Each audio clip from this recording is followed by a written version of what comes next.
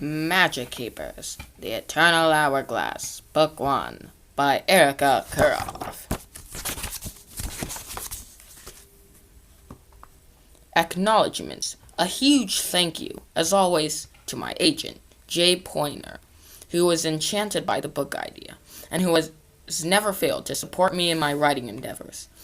To Lyron Bennett, my editor at Jabberwocky, who drove the writing of this book, his notes, his questions. I met my match as a writer. I appreciate all the inspiration and ideas he offered.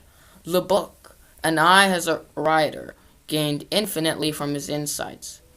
To Irina Polyakova, who translated phrases into Russian for me, and was more than generous with their knowledge of linguistics and Russian culture.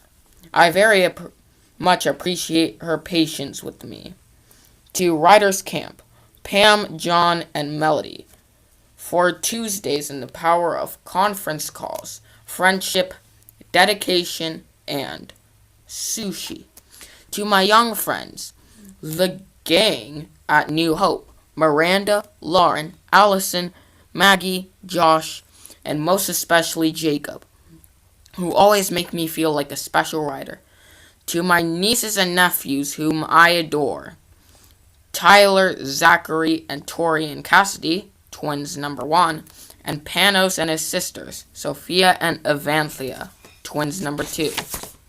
And finally, to my own family, most especially for this book, to my children, who have so wonderfully understood deadlines and helped me name tigers and polar bears and envision a world in which magic exists, because in the end, family is magic.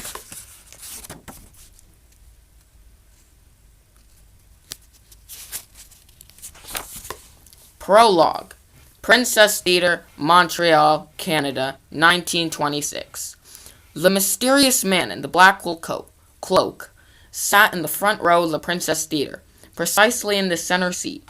He sat his top hat on his knees, and his rough beard straggled down, like a bird's nest after a storm. The man waited for the finale of the show, speaking to no one, not even his companion.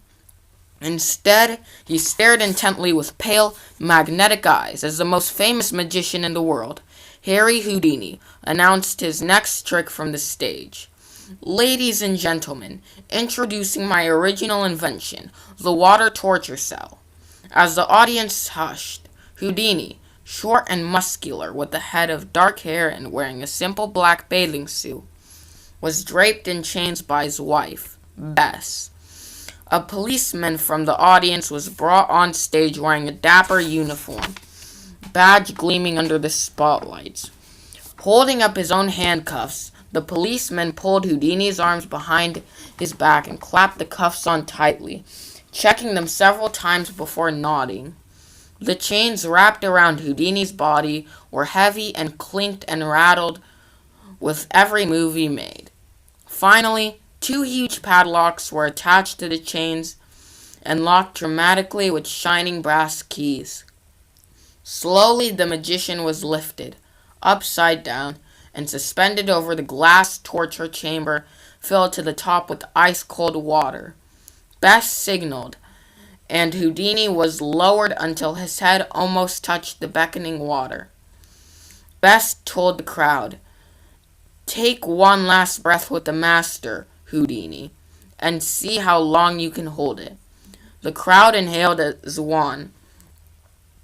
Houdini filled his lungs with air, one last breath, and was lowered into the water, first his head, neck, then body, and finally his feet, before Bess fastened the top. The chamber was not big enough for Houdini to turn around in. A thick curtain was drawn. An hourglass was overturned. "He must emerge before this sand runs out," Bess announced to the crowd, "or he will drown." Not one whisper could be heard in the theater.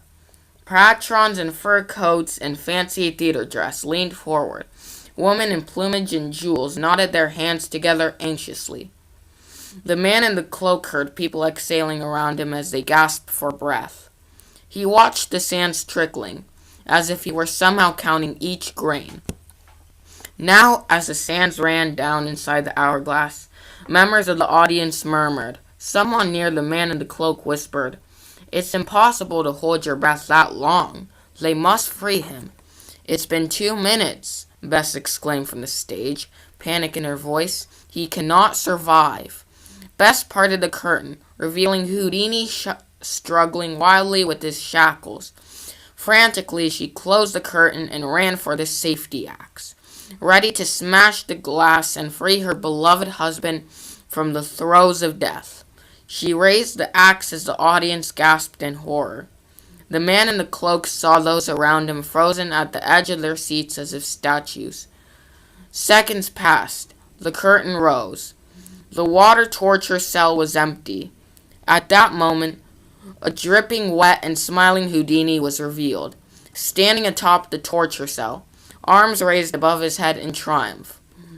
The crowd in the Princess Theater rose to their feet as if they were one, stamping and clapping their approval, whistles and shouts of bravo ringing through the theater.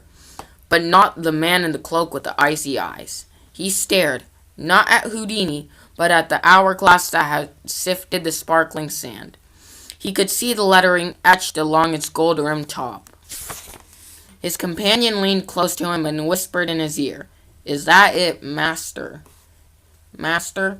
The man in the cloak nodded, his eyes narrow with fury. "Yes. Now what? We must do whatever it takes." 8 days later, Harry Houdini, revered showman, the most famous magician ever to have lived, was dead.